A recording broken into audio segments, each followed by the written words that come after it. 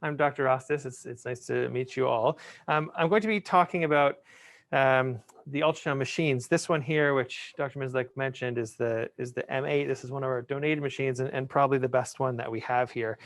Very quickly, I'll just show you the probes that we use. So there's typically in any ultrasound machine, there's 3 probes. This is called a linear probe. This one here is our cardiac probe.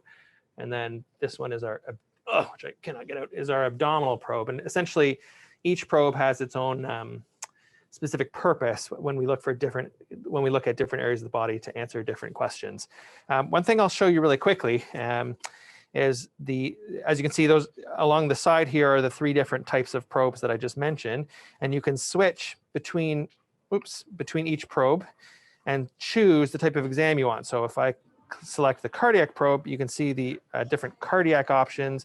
You can also use it for other purposes, lung, brain.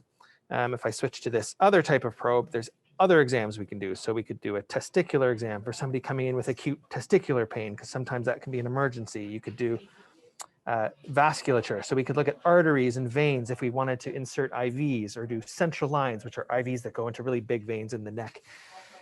What's actually interesting is, and this can sound kind of funny, but the ability to quickly switch between probes is actually very important. If you think about a resuscitation where you need to look in somebody's belly to see if there's evidence of bleeding, and then very soon after look at their heart to see if there's blood around their heart, which could be an emergency. Being able to switch between probes is really important.